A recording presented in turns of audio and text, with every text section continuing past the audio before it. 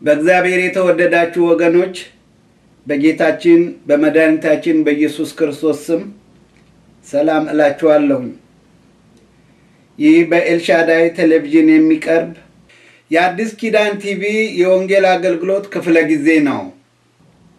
እግዚአብሔር የሰጠኝን ጸጋ ላካፍላችሁ ይህንን እድል በማግኘቴ እግዚአብሔርን ከልቤ አመሰግነዋለሁ። ከዚህ በኋላ በየሳምንቱ ሐሙስ ከ11 ሰዓት ተኩል እስከ 12 ሰዓት ድረስ እውነተኛ የክርስትና ሕይወት ከዳግም ልደት እስከ አክሊል በሚል መሪ ሐሳብ ከእግዚአብሔር የተማርኩትን የክርስትና የሕይወት መንገድ አካፍላችኋለሁ። እውነተኛ የክርስትና ሕይወት የሚጀምረው ከዳግም ልደት ነው። ስለዚህ የትኛውም ርዕስ መርጠን ብናስተምር ከዳግም ልደት እስከ አክሊል በሚለው ሐሳብ ውስጥ ይጠቃለላል ማለት እችላለሁ።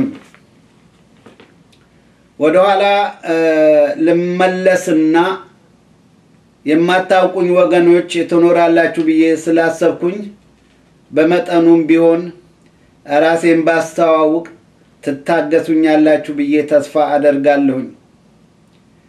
ወንጌል ለመጀመሪያ ጊዜ የሰማሁት በ1962 ዓመተ ምህረት በባሌ ክፍለ ሀገር ጃራ በሚባል ከተማ የአንደኛ ደረጃ ተማሪ ሆኜ ሳለሁኝ ነው።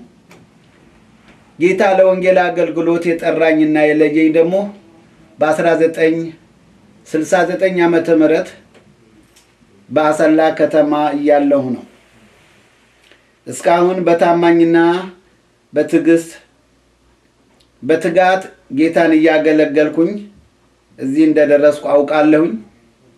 በቅርብም የሚያውቁኝ ሰዎች ይህንን ይመሰክራሉ ብዬ ተስፋ አደርጋለሁኝ። በደርግ አገዛዝ ዘመን በስደት ውስጥ ያለችውን ቤተ ክርስቲያን ሳገለግል ቆይቻለሁኝ። በወንጌል ምክንያት በተደጋጋሚ አሰላ ወክኒ ቤት ገብቻለሁኝ። እግዚአብሔር ብዙ ጊዜ ከሞት አድኖኛል። እግዚአብሔርን ላመሰግን እፈልጋለሁኝ። በጊዜው የአሰላ ወክኒ ቤት ምድራዊ ሲኦል ነው ብል ማጋነን አይሆንብኝም። እዛም የነበሩ ወገኖች አንዳንዶቹ አሁን በሕይወት አሉ። ጌታ አምላካችንን እናመሰግናለን ሁላችንም። አብዛኛውን የአገልግሎት ዘመኔን ያሳለፍኩት በኢትዮጵያ ሙሉ ወንጌል ቤተ ክርስቲያን በዋናው ጽሕፈት ቤት ሆኜ የቤተ ክርስቲያን መሪዎችንና አገልጋዮችን ልዩ ልዩ ትምህርትና ስልጠናዎችን በመስጠት እንዲሁም አጥቢያ ቤተ ክርስቲያናትን በማደራጀት ነው የቆየሁት። አሁን ያለሁት በአሜሪካ በካሊፎርኒያ ስቴት ሳን ሆዜ መድኃኔዓለም ቤተ ክርስቲያን በዋና መጋቢነት አገለግላለሁኝ። ከዚህም በተጨማሪ በኖርዝ አሜሪካ የኢትዮጵያ ወንጌላውያን አብያተ ክርስቲያናት ኅብረት የወንጌል ኮሚሽን አስተባባሪ ነኝ። ኢትዮጵያን በአጭር ጊዜ ውስጥ በወንጌል ለመድረስ እግዚአብሔር ባመለከተን መሰረት በየክልሉ ካሉ የኢትዮጵያ ወንጌላውያን አብያተ ክርስቲያናት ጋር በመሆን በወንጌል ስርጭት ላይ የአሰልጣኞች ስልጠና እየሰጠን ነው። በዚህ መሰረት ከ2001 እስከ 2009 በኢትዮጵያ አቆጣጠር ማለት ነው ለ3822 የቤተ ክርስቲያን መሪዎችና አገልጋዮች የአሰልጣኞች ስልጠና ሰጥተናል። እነርሱ ደግሞ ማለትም እነኚህ 3822 የቤተ ክርስቲያን መሪዎችና አገልጋዮች ማለት ነው ለ8242 አጥቢያ ቤተ ክርስቲያናት ስልጠና ሰጥተዋል። በወንጌል ስርጭት ላይ ከጥቂት ቤተ ክርስቲያን ያገኘነው ሪፖርት እንደሚያመለክተን 1,746,315 ሰዎች ወንጌል የደረሳቸው ሲሆን ከነዚህ ውስጥ ደግሞ 195,562 አዳዲስ ነፍሳት ወደ እግዚአብሔር መንግሥት ተጨምረዋል። ከዚህ ጋር ደግሞ ወደ 5,242 የሚሆኑ በክትትል ላይ ናቸው። የእግዚአብሔር አምላካችን ስም የተባረከ ይሁን። ከሁሉም አጥቢያ ቤተ ክርስቲያናት ሪፖርት አግኝተን ቢሆን ኖሮ ያለ ማጋነን በሚሊዮን የሚቆጠሩ አዳዲስ ቤተ ክርስቲያን ውስጥ እንደምናገኛቸው ማለትም አዳዲስ ነፍሳት ወደ ጌታ እንደመጡና እንደተጨመሩ ማረጋገጥ በተቻለን ነበር። በእርግጥ በተዘዋዋሪ የምናየው ሪፖርት አለ። ያንን አሁን እዚህ ጋር ማስረዳት ጊዜ ይወስዳል። በመሰረቱ ቅድም እንዳልኳችሁ 8242 አጥቢያ ቤተ ክርስቲያን ውስጥ ስልጠና የወሰዱት ወደ 2,671,723 ክርስቲያኖች የቤተ ክርስቲያን አባላት ናቸው። እነኚህ 2,671,323 እያንዳንዳቸው በአመት ለሁለት እንኳን ነፍሳት ወደ ጌታ ቢያመጡ ቅድም እንደነገርኳችሁ በሚሊዮን የሚቆጠሩ አዳዲስ ነፍሳት ወደ ቤተ ክርስቲያን ተጨምረዋል ለማለት የተጋነነ አይደለም ያልኳችሁ በዚህ መሰረት ነው። እንደምታውቁት ሪፖርት ማድረግ በኢትዮጵያ ቤተ ክርስቲያናት ጨርሶ የተለመደ አይደለም።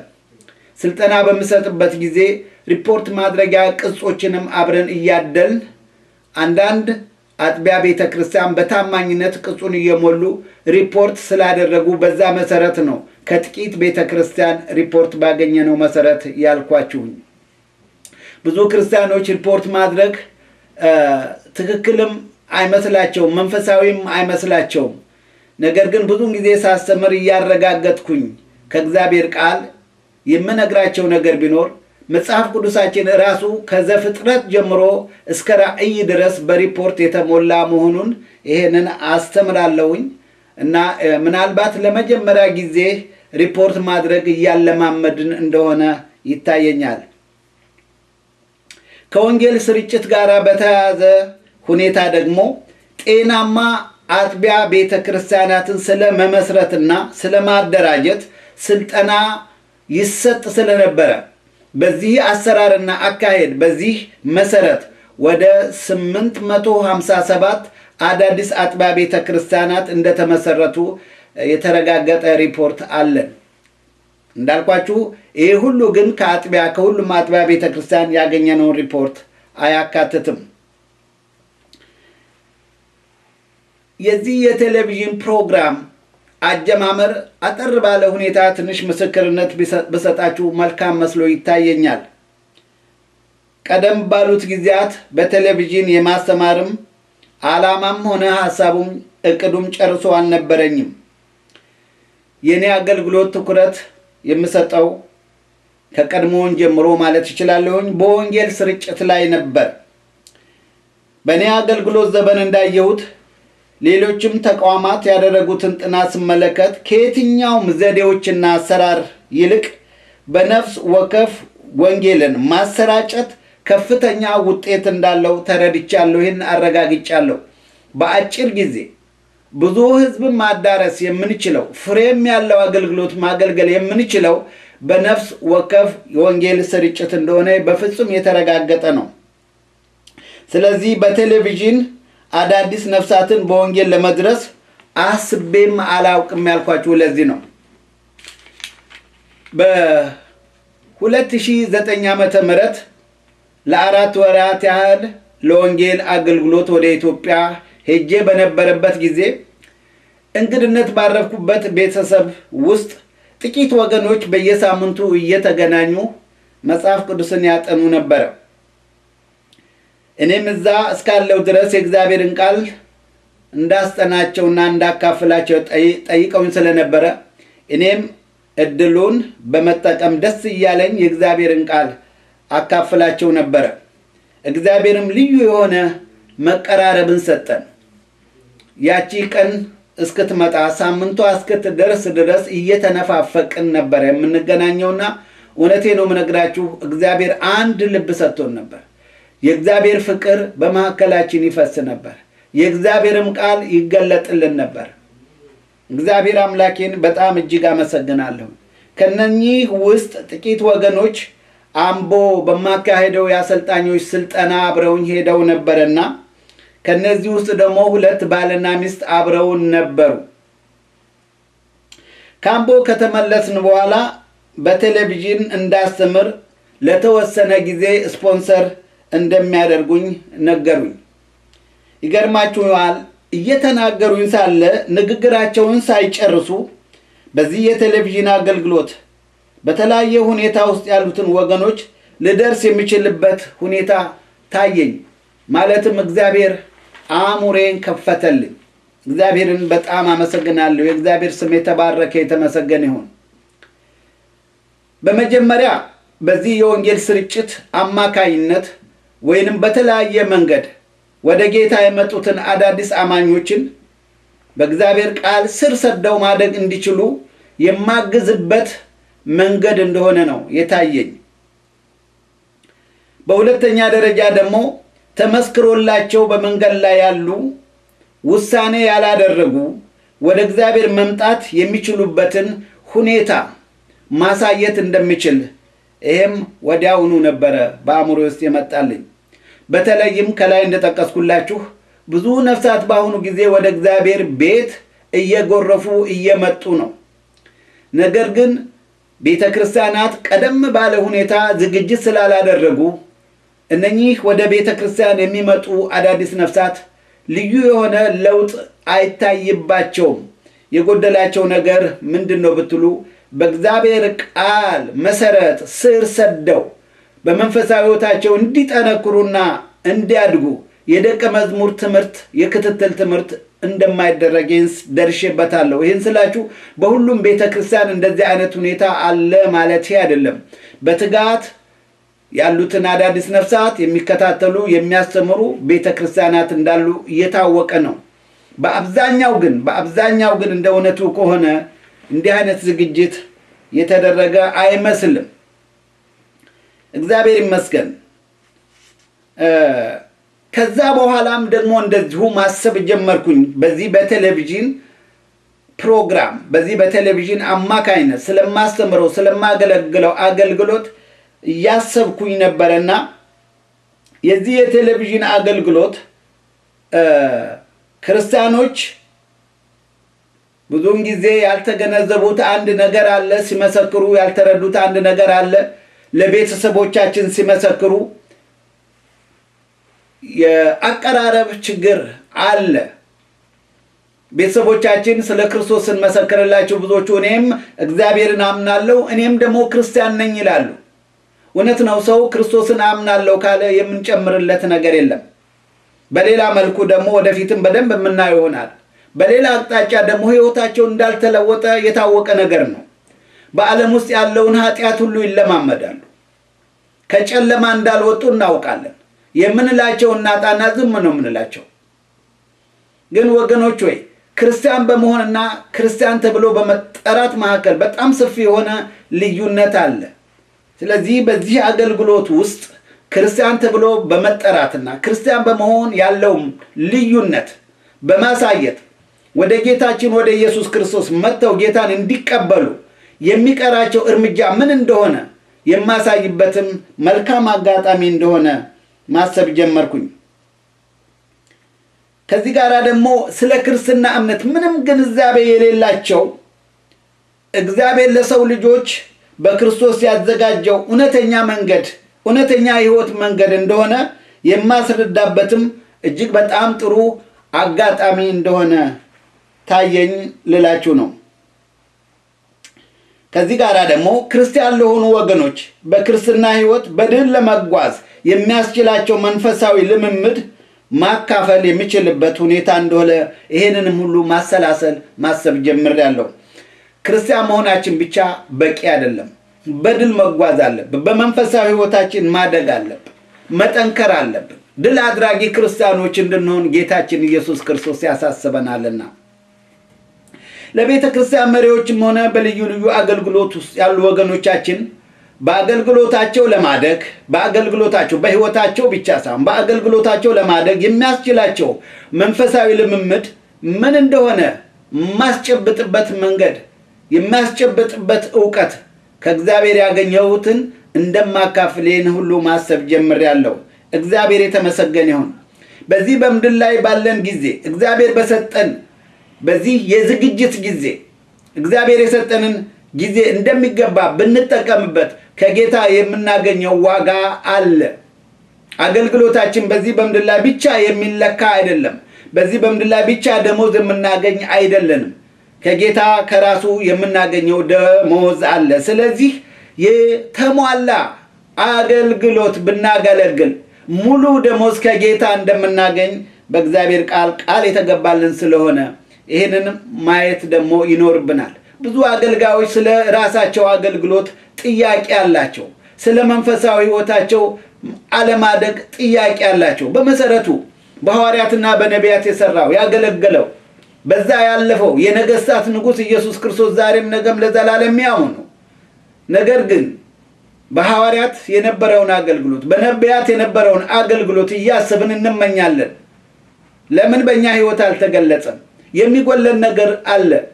ጊዜው ሲደርስ ይህንን ደግሞ በሰፊው አካፍላለሁ። በተለይም ለአገልጋዮች በመንፈሳዊ ሕይወታችን ካደግን ወገኖቻችን እንደገና ይባረካሉ። እነሱም በሕይወታቸው ለማደግ የሚያስችላቸውን አገልግሎት ይሰጣሉ። ከዚህ በተጨማሪ ሁላችን በአሁኑ ጊዜ እንደምናውቀው በክርስቲያኖች መሃል ግራ መጋባት እየተፈጠረ ነው። ይህ ግራ መጋባት በምእመኑ ብቻ ሳይሆን በቤተ ክርስቲያን መሪዎችም ዘንድ አለ። የዚህ ግራ መጋባት መንስኤው ደግሞ የዘመኑ መንፈሳዊ እንቅስቃሴ መሆኑ በሁላችን ዘንድ የታወቀ ነው።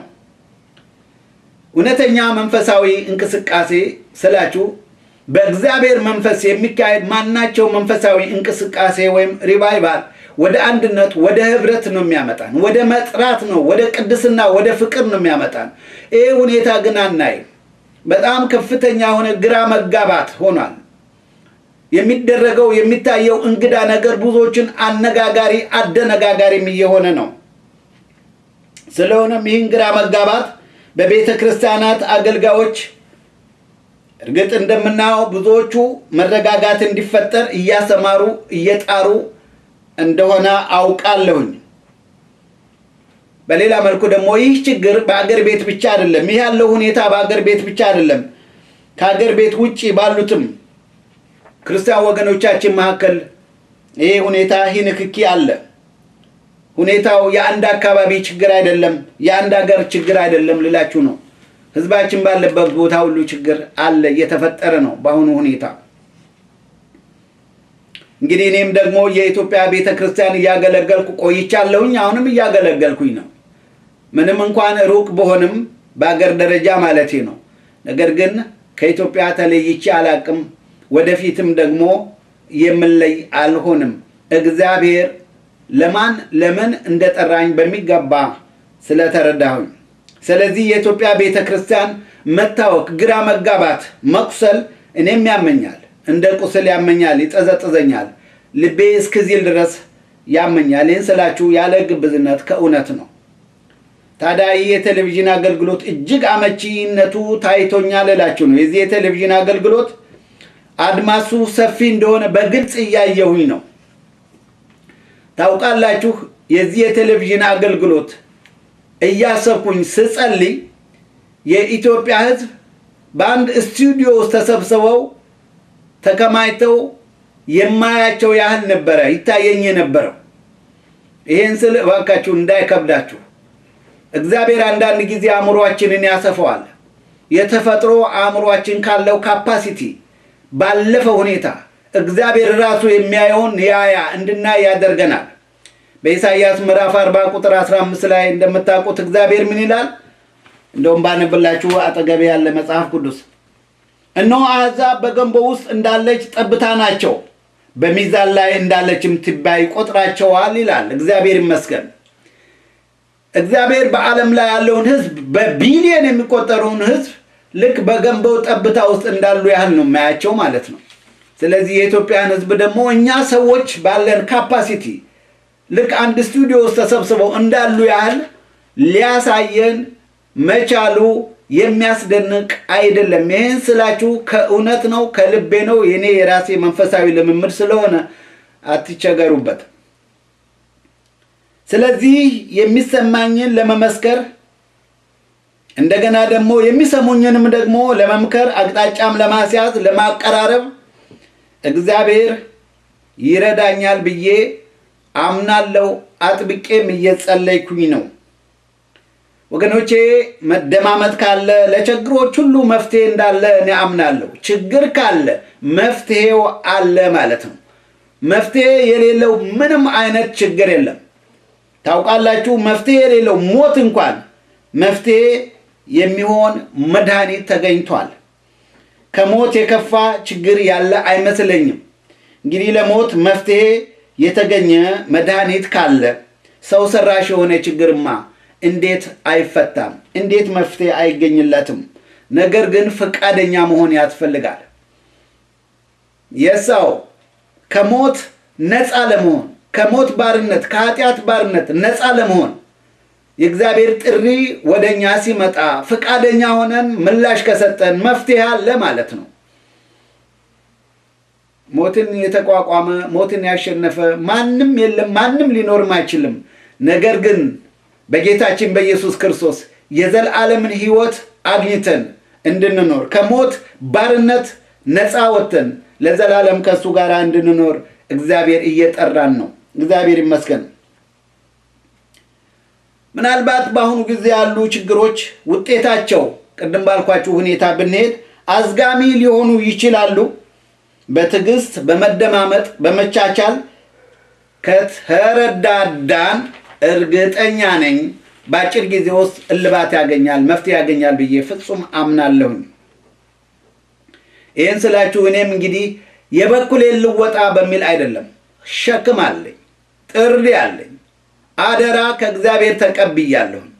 ስለዚህ እግዚአብሔር ባዘጋጀልኝ በማናቸውም የአገልግሎት አቅጣጫ ውስጥ ገብቼ ለሚሰሙኝ ወገኖቼ የማካፍለው ነገር እንዳለኝ ላረጋግጥላችሁ ነው። እና ከነዚህ ወገኖች ቅድም ካልኳችሁ ወገኖች ለተወሰነ ጊዜ ስፖንሰር እንዲያደርጉኝ ሲነግሩኝ ምን ተሰማ ብትሉ በጣም ከፍተኛ የሆነ ኃላፊነት ነው የተሰማኝ። እነኚህ ወገኖች የተረፋቸው ሰዎች አይደሉም። የራሳቸው ፕሮጀክት ጅምር ፕሮጀክቶች አሉ፣ ያላለቁ ፕሮጀክቶች አሉ። በዛ ላይ ነው እንግዲህ ይህንን አይተው ስፖንሰር ሲያደርጉኝ እኔ የበለጠ ኃላፊነት ተሰማኝ ስላችሁ ከልቤ ነው። ስለሆነም እንግዲህ ብዙ ዝግጅት ማድረግ እንዳለብኝ ብዙ መትጋት እንዳለብኝ ተረድቻለሁኝ። መዘጋጀቱም ሆነ መትጋቱም በሌላ መልኩ ደግሞ ለእኔም ለራሴ የሚጠቅመኝ ይሆናል። እነዚህ ባልና ሚስት ይህንን አገልግሎት በቴሌቪዥን እንዳካሄድ ሲያስቡ በድንገት አይደለም። ብዙ አስበው ብዙ አውጥተው ብዙ ተወያይተው ነው። ይህን ሲያደርጉ እኔን በአገልግሎት ለመደገፍ አስበው ብቻ አይደለም። እንዲያውም እንደ እውነቱ ከሆነ እውነቱን ልንገራችሁ ለብዙ ጊዜ የሚያውቁኝ አይደሉም እነኚህ ወገኖች። ነገር ግን የእግዚአብሔር ጸጋ በእኔ አይተው ስለሆነ ኢትዮጵያ ወገኖቻችንን በአገልግሎት ይታነጻሉ ብለው በማሰባቸው ነው። ስለሆነም እነርሱን የምትተኩ ወገኖች እግዚአብሔር እንዲያነሳሳችሁ ዘወትር ጸሎትን አደርጋለሁ፣ እየጸለይኩኝ ነው። እንደምታውቁት ከምን ጊዜም በላይ በከተማዎች ብቻ ሳይሆን በገጠር መንደሮችም የቴሌቪዥን ተጠቃሚዎች በአሁኑ ጊዜ በጣም እጅግ እየበዙ ስለሆነ ይሄንን እድል መጠቀም ከእግዚአብሔር እንደሆነ ማረጋገጥ እወዳለሁ። ይህ ደግሞ በተለያየ ምክንያት በቤተ ክርስቲያን ያልተያዙ ወደ ቤተ ክርስቲያን የማይመጡ በጤንነት ሊሆን ይችላል፣ በእድሜ ሊሆን ይችላል፣ በቤታቸው ቁጭ ብለው እግዚአብሔርን ቃል የሚማሩበት መልካም አጋጣሚ ነው ማለት ነው። እንዳልኳችሁ በአሁኑ ጊዜ አይቻለሁኝ። በገጠር ሳይቀር ሳተላይት አለ፣ ዲሽ አለ።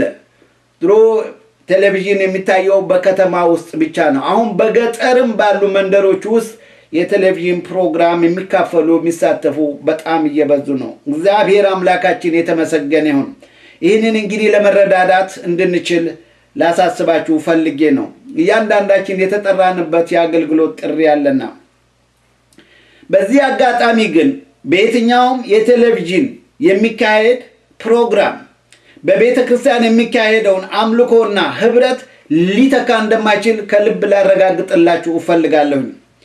ስለሆነም ይህን ፕሮግራም እየተከታተላችሁ ያላችሁ ወገኖች ዘወትር ሐሙስ ከ11 ሰዓት ተኩል እስከ 12 ሰዓት ድረስ በዚህ በኤልሻዳይ ቻናል ተከታታይ ትምህርት የማስተምር መሆኔን ለብዙዎች ብታካፍሉ ከበረከቱ ተካፋዮች ይሆናሉ፣ ተጠቃሚዎች ይሆናሉ። እናንተም በእግዚአብሔር አገልግሎት ውስጥ ገብታችሁ ድርሻችሁን እየተወጣችሁ ነው ማለት ይቻላል።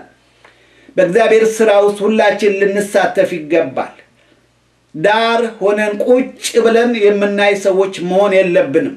እግዚአብሔር በሰጠን ጸጋ ስናገለግል ሌሎቻችን ደግሞ እግዚአብሔርም በሚያመለክተን በየትኛውም ሁኔታ ውስጥ ገብተን ልንደጋገፍ፣ ልንሸካከም፣ ልንረዳዳ ይገባል። በእንደዚህ አይነት ሁኔታ የእግዚአብሔርን መንግሥት እናስፋፋለን። በዚህ አገልግሎታችንም ጌታ አምላካችንን እናከብረዋለን።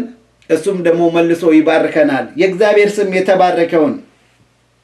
እንግዲህ በሚቀጥለው ሳምንት ደግሞ በተከታታይ የማካፈላችሁን ትምህርቶች አስቀምጣለሁ። አስተዋጽኦን የተለያዩ ትምህርቶች አሉ። እንደው ዝም ብሎ የተቆራረጡ ስብከቶች ሳይሆኑ ተከታታይ የሆኑ ትምህርቶችን ስለማስተምር በእነዚህ ተከታታይ ትምህርቶች ውስጥ የተካተቱ ዋና ዋና ሐሳቦችን አካፍላችኋለሁ። እግዚአብሔር አምላካችን የተባረከ የተመሰገነውን። ከዚህ በኋላ አጭር ጸሎት እናደርግና እሰናበታችኋለሁ። አብራችሁኝ ሁኑ በጸሎት። እግዚአብሔር አምላካችንና መድኃኒታችን ሆይ እጅግ በምትወደው ልጅ በኢየሱስ ክርስቶስ ስም እኔ አመሰግናለሁ፣ ከልቤ አመሰግናለሁ። አንተ ባለህበት ስፍራ በእምነት መጥቼ በዙፋንህ ስር ሆኜ እግዚአብሔር ሆይ በልጅህ በኢየሱስ ክርስቶስ ስም አመሰግናለሁ፣ ከፍ ከፍ ከፍ አደርጋለሁ። ልዑል እግዚአብሔር ሆይ ይህንን የአገልግሎት መስመር የከፈትክልኝ አንተ ነህ፣ አመሰግናለሁ። እግዚአብሔር ሆይ እነኚህን ወገኖቼን ደግሞ አንተ ባርካቸው። ለዚህ አገልግሎት እግዚአብሔር ሆይ አባቱ ምክንያት ሆነዋልና፣ የምስጋና ምክንያት ሆነዋልና በሰማይም በምድርም ባለው በረከት ሁሉ ሙላቸው። እኔም በትጋት በታማኝነት ቃልህን እንዳካፍል እርዳኝ፣ ጸጋም ሙላኝ። ሁልጊዜ አንደበቴ እግዚአብሔር ሆይ በአንተ የተከፈተ ይሁን። የሚሰሙትንም ሁሉ አስባቸው። ክብር፣ ገናናነት፣ ምስጋና፣ ውዳሴ ላንተ ይሁን ከዘላለም እስከ ዘላለም በልጅህ በኢየሱስ ክርስቶስ ሕያው ስም አሜን።